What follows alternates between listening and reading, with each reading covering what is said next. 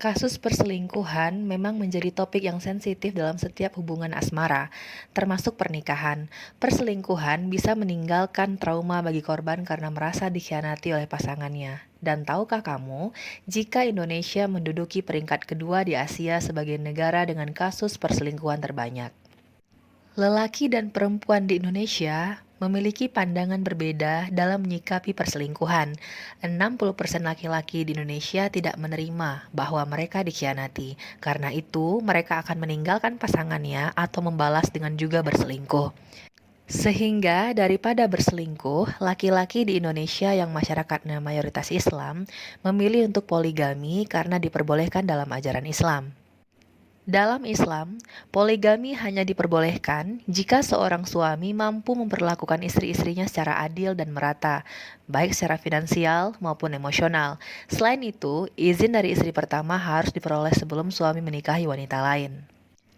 Di Al-Quran, pada surat An-Nisa ayat ketiga, yang artinya, dan jika kamu khawatir tidak akan mampu berlaku adil terhadap hak-hak perempuan yatim, bila mana kamu menikahinya, maka nikahilah perempuan lain yang kamu senangi, 2, 3, atau 4. Tetapi jika kamu khawatir tidak akan mampu berlaku adil, maka nikahilah seorangnya saja, atau hamba sahaya perempuan yang kamu miliki. Yang demikian itu lebih dekat agar kamu tidak berbuat zalim. Namun, meskipun diizinkan, poligami bukanlah kewajiban dalam Islam, dan sebagian besar umat Muslim memilih untuk menikah dengan satu pasangan.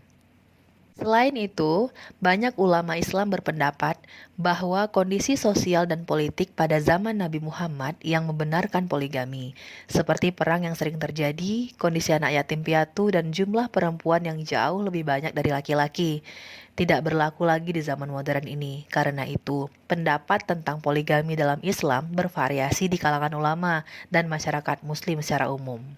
Sementara dalam ajaran umat Kristen, poligami tidak diizinkan.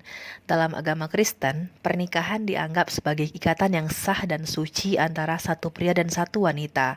Hal ini didasarkan pada pengajaran Alkitab di mana Tuhan menciptakan manusia, Adam dan Hawa, sebagai pasangan yang saling melengkapi satu sama lain.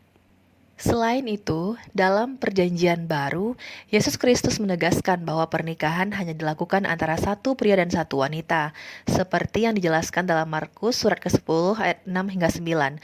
Tetapi pada permulaan penciptaan, Allah menjadikan mereka laki-laki dan perempuan. Karena itu, manusia akan meninggalkan ayah dan ibunya dan bersatu dengan istrinya, dan keduanya menjadi satu daging. Sebab itu, apa yang telah dipersatukan Allah, janganlah diceraikan manusia. Nah, oleh karena itu, secara umum, poligami tidak diterima dalam agama Kristen dan dianggap melanggar nilai-nilai dan prinsip-prinsip dasar agama ini loh.